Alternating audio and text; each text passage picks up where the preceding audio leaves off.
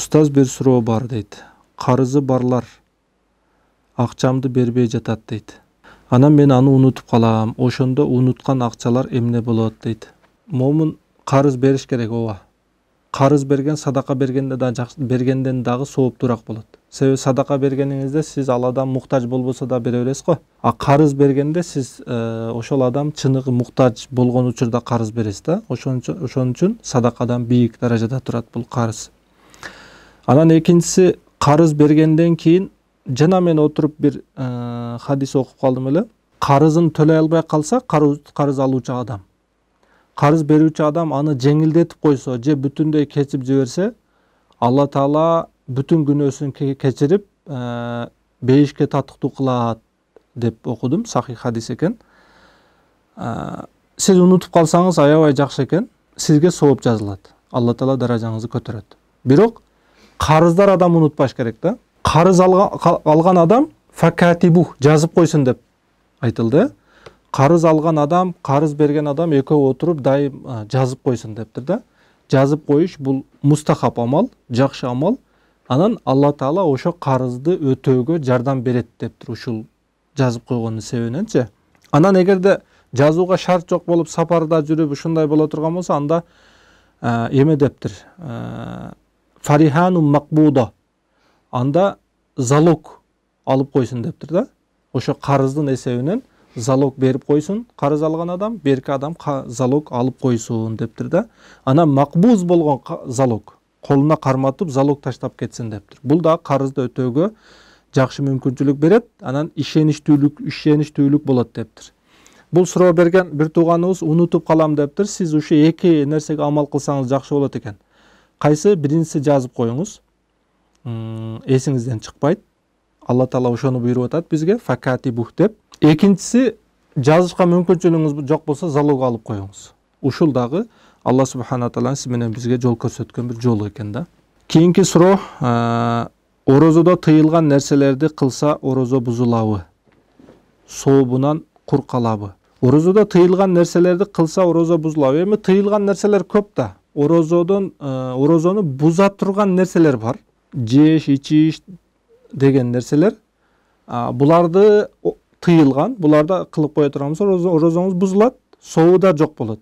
И буларды атайлап кылсаңыз, кафарат да важип болот. Кафарат маселеси, орозо кармаган адам атайлап эч бир кажетсиз оозун ачып берсе кафарат болот. Кафарат дегени орозодон башка маалда 60 күн катарма-катар орозо карма бересиз.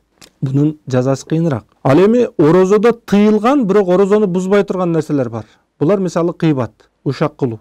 Орозо кармаган адам кыйбат кылса, ушактаса бирөөнү, бунун орозосу бузулбайт. Бирок өтө күнөөкөр болот, орозонун сообу азаят. Орозо кармады деп Алланын алдында жазылат, бирок сообу азаят. Мындай тыйылган нерселер бар. Ошондуктан орозо кармаган адам жакшылык менен өткөргөнү жакшы да. Көбүнчө айыл жергелеринде кездешет го. Орозо кармап алат, бирок эртеден кечке карта ойноп убактысын өткөрөт да. Эртеден кечке бир макрух болгон жаман амалдарды кылып убактысын өткөрөт. Бул эми өтө жаман нерсе.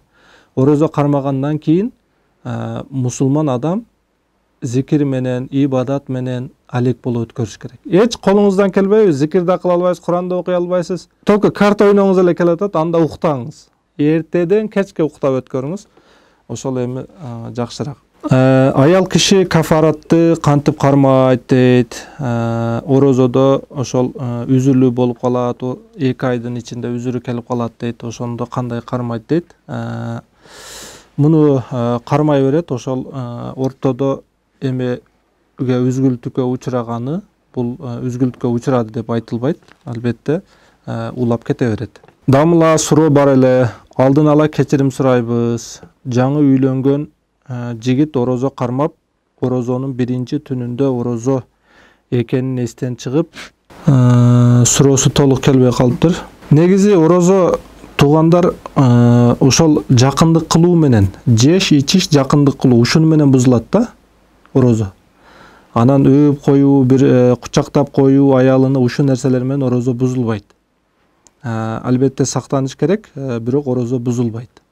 Ушуга жакшыраак көңүл буруш керек. Ушул нерселерди атайлап кылып коюу менен орозо бузулат. Кээде адам баласы унутчак дегенде кээде унутуп бирдекени ичип алат, бирдекени жеп алат, ушундай болсо орозосу бузулабы деп дагы суроо келет. Анда орозосу бузулбайт. Тескерисинче Алла Тааланын коногу болот бул адам.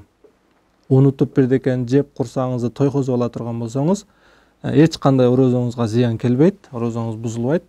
Балким Алла субханала таала сизди бир коноктогон болуп эсептелинет. Урматтуу туугандар, алхамдулилла, шүгүр, ушунчалык бизге Кыргызстанга динди берип, ушундай бир орозо кармап, орозом бузулуп калбаса экен деп кыжалат болгон мусулман бир туугандарыбыз көп.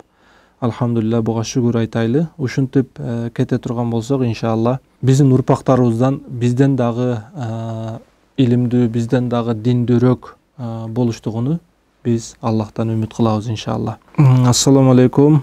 Кандайсың дейт, ден соолуктар жакшыбы?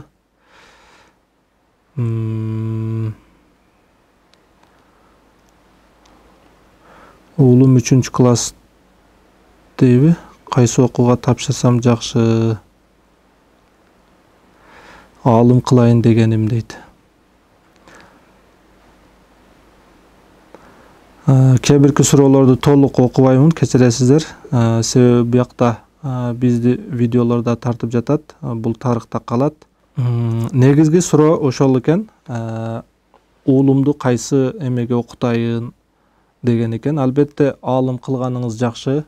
Алым деген эмне деген? Алым деген ошол Алла Тааланын илимин үргөтүп, Алланы жакшыраак таанытуу дегени да. Алла субханала тааланы жакшы тааныган бала сизди да даражаңызды, атасын да даражасын, бүтүн тууган уругун даражасын баардыгын ордуна коюп биле турган инсан боло алат да. Эң негизгиси, акыретте Алла субханала таала алымдарга жана карыларга мүмкүнчүлүк берет туугандарыны шапаат кылып жаннатка, бейишке алып кирүүгө. Ошого эң чоң себепкер болот, иншалла. Ошондуктан балдарыңыздарды илимге окутуңуздар деп мен айта кетет элем. Дагы бир кайталоого мажбур болуп атам. Балам университетке жарабады, баламдын акылы кичине мындайраак иштейт.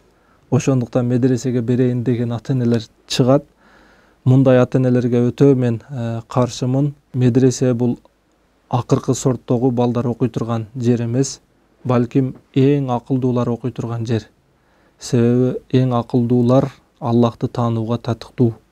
Урматтуу туугандар, ошону дагы бир эске алыңыздар. Албетте бул мурдагы учурларда кездешкен нерсе эле. Азыр инсандар түшүнүп калды. Эң акылдуу балдарын медресеге алып келип калды. Алхамдулилла. Алла субханала таала өмүрүңүздөргө береке берсин. Рамазан айыңыздарды берекелүү кылсын. Дагы көптөгөн Рамазан айларыны ушинтип кармап, сиздер менен жолугушууга насип этсин. Ассаламу алейкум ва рахматуллахи ва баракатух.